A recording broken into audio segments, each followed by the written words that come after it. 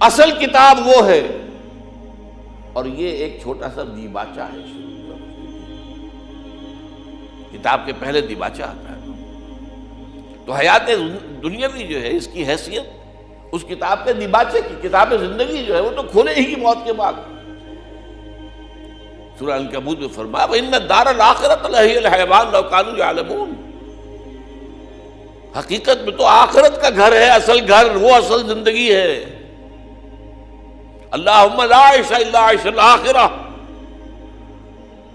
یہ جہاد میں قتال کے وقت صحابہ کرام اللہم لا عیش الا عیش الآخرہ، اے اللہ آخرت کی زندگی کے سوا کوئی زندگی نہیں. یہ کوئی زندگی نہیں ہے ہماری. آدمی بلبلا ہے پانی کا، کوئی زندگی نہیں ہے. ایک لمحے کا تو آپ کو یقین نہیں ہے کہ آپ زندہ رہیں گے. ہاں بھلائے رکھیں اپنی موت کو، دوسری بات ہے. کیا پتا مسجد سے نکلیں اور راستے ہی میں کہیں آپ کا ایکسیڈنٹ ہو، کیا پتا. لیکن ہم اسے دور رکھتے ہیں، اپنے تصور سے دور رکھتے ہیں. تو اللہم لا عیش الا عیش الآخرہ. اور حضور جواب میں فرماتے تھے فاغفر الانصار والمہاجرہ. تو اے اللہ یہ انصار اور مہاجرین کی جماعت جو تیری راہ میں قتال کر رہی ہے ان کی مغفرت فرما دے، ان کے گناہوں کو معاف فرما دے. تو اس اعتبار سے اب یا تو وہ کام کرو جس سے تمہاری دنیا کی کوئی ضرورت پوری ہو. ضرورت یہ نہیں کہ دنیا کی خواہشات جو ہیں وہ تو سمجھئے کہ طول عمل پھیلتا جاتا ہے ربڑ کی طرح معاملہ. ضرورت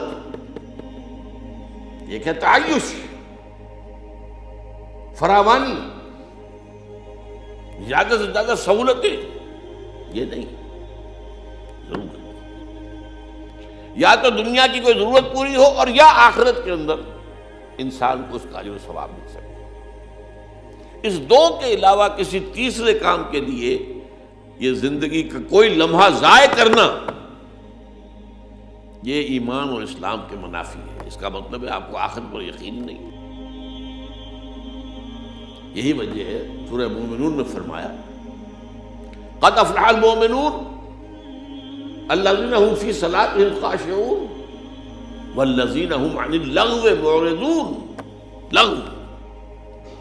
لغو کام کہتے ہیں جو بے فائدہ. بیٹھے ہیں تاش کھیل رہے ہیں.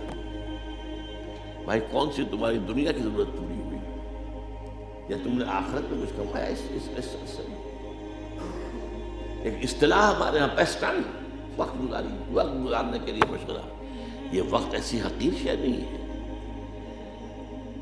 تو اس کا پوٹینشل ہے. اسی سے بنا سکتے ہو آخرت کو. اللہ کے لیے اجر اللہ کے ہاں سے اسی وقت کے ذریعے سے کماؤ گے. یہ ضائع کرنے کی شے نہیں ہے. وقت گزاری کے مشغلے یہ انہی کے لیے ہوں گے کہ جن کو آخرت پر یقین نہیں. ورنہ کیسے ممکن ہے جو وقت ملا ہے اگر آپ سبحان اللہ والحمد للہ ولا الہ الا اللہ واللہ اکبر اسی کا ورد کیجیے. ہر کلمہ جو ہے وہ جنت میں ایک پودا بن جائے گا آپ کے لیے. وہاں جا کر آپ باغ کاٹیں گے. وہ جو بھی باغ ہوگا وہ آپ کے پاس ہوگا.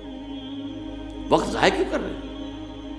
یا دنیا کی کوئی ضرورت پوری ہو رہی ہے، ٹھیک ہے آپ کو معاش کے لیے کام کرنا ہے، اپنے لیے اپنے بال بچوں کے لیے روزی کمانی ہے، ٹھیک ہے یا تو اس میں لگے، اور یا پھر آخرت کے کمانے کے لیے لگے. تیسرا کام نہ والذین هم عن اللغو معرضون.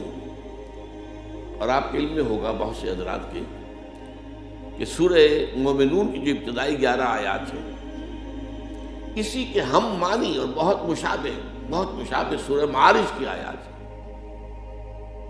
وہاں اس کی بجائے والذین هم عن اللغو معرضون کی بجائے فرمایا ہے والذین یصدقون بیوم الدین. وہ لوگ جو آخرت اور قیامت کے دن اور جزا و سزا کے حساب کے دن کو مانتے ہیں، اس پر یقین رکھتے ہیں. یعنی اگر جزا و سزا کے قانون پر ایمان ہے، یوم الدین جزا و سزا کے دن پر یقین ہے، تو پھر کیسے ممکن ہے آپ کسی لغو کام کے درس مقصد کریں؟ بلکہ سورہ فرقان میں فرمایا گیا وعباد الرحمن الذین یمشون فی الارض ہونا واذا خاطبهم الجاہلون قالوا سلاما. اور اسی میں آتا ہے کہ وہ لغو میں اذا مروا باللغو مروا کراما، وہ لغو کام کی طرف متوجہ تو ہوتے ہی نہیں، خود کام کریں، خود جائیں کہیں لغو کام کے لیے نہیں.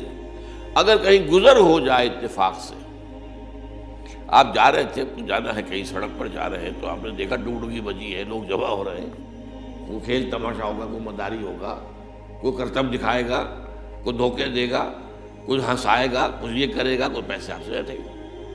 اب آپ اس میں متوجہ ہو جائیں، اس کا مطلب ہے آپ نے وقت کی قدر و قیمت کو نہیں سمجھا. وَإِذَا مَرُّوا بِاللَّغْوِ، یعنی ایک تو ہے بالارادہ کسی لغو کی طرف جانا نہیں، اگر اتفاقاً گزر ہو جائے لغو کے پاس سے مروا کراما، وہ وہاں سے باعزت گزر جاتے، اس میں متوجہ نہیں ہوتے، اپنے وقت کا کوئی حصہ بھی، کوئی منٹ بھی ضائع کرنے کو تیار نہیں ہوتے.